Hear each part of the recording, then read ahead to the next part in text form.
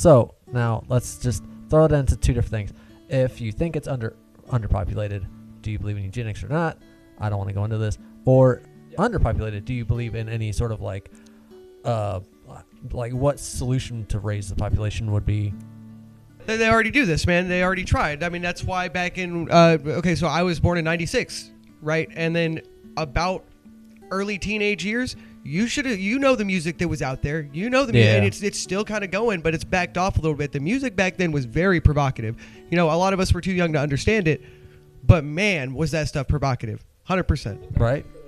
Oh, yeah. I mean, if you just look at the 80s, the 80s is a prime example. That's the golden age of rock, and most of that was about sex, drugs, and rock and roll. What does this have to do with... Talking about fixing underpopulation. Music's actually our next topic, and that's a great transition point, actually. So, I was taking a shower earlier, listening to Nothing More. Don't laugh at me. All right, so I was listening to Nothing More, and like, it was one of those things where it was one of the bands that I heard, and I'm just like, all right, you know, this is a very relevant topic that you're singing about. The song was either Let 'Em Burn or Mr. MTV. I recommend listening to both of those. Great songs. But yeah, like, what music or bands are influential to you or speak of today's problems? S.T.A.L.K.E.R.S. That's a really great band. You should check that out. What music or bands are influential to you or speak of today's problems? Speak about today's problems. Ooh. Not necessarily, but they've heard that you just, want to bring attention to. I just started with Nothing More because it was the first thing that popped into my head. Well, for me, I'm going to say Guns N' Roses was... That was my big foray into music, I would say, and I think a lot of their music still applies to today. I mean, a good example would be like Mr. Brownstone.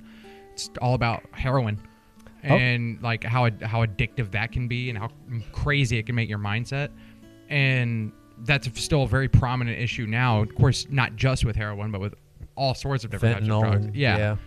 But it's like the main lyric of the song was like, I used to do a little, but a little wouldn't do it, so a little got more and more. And it's just because it's like the whole thing was just like how his time change, how he wakes up in the day is different and everything, and it's just very, very I think it still applies to the current day.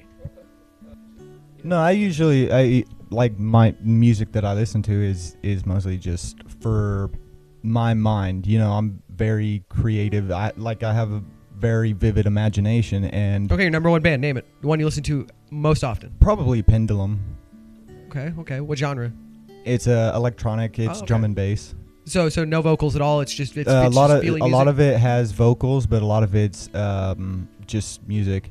Okay, fair enough. Solid. Oh, well, see, I'm a sad boy when it comes to music, so Blink-182, love them. Favorite band of all time. Panic! The Disco is really good, too. They had a lot of good stuff. Their music was a lot more abstract. Just anything really punk, emo, sad boy stuff, that was influential for me, but that's just because I'm a sad boy at heart, I guess. Why? Yeah, here, tell us why. How does that make you feel?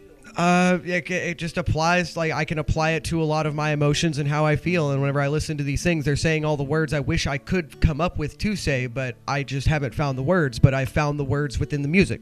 And I'm a very lyrical person. I like the lyrics a lot more than I'm into the electronic music. I do like electronic music. It's just to me, it's all about the vocals. It's about the message. So to jump on where you said someone else has already said it.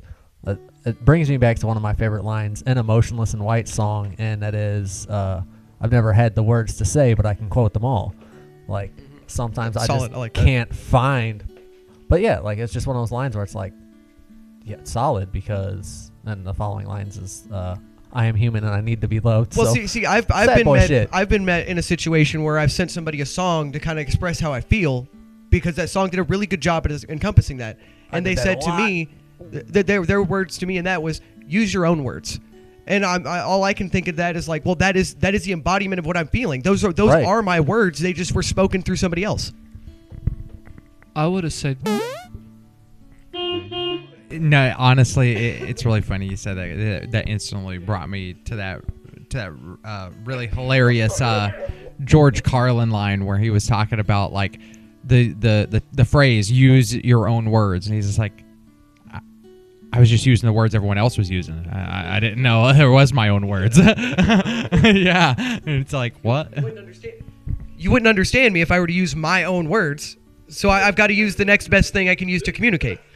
And if music is propagated pretty heavily, and a lot of what I listen to is a pretty heavily propagated stuff. You know, a lot of people listen to it. So if a lot of people like it, it's probably got something there that means something. You know, otherwise people wouldn't like it for what it was. Since I like my lyrical music.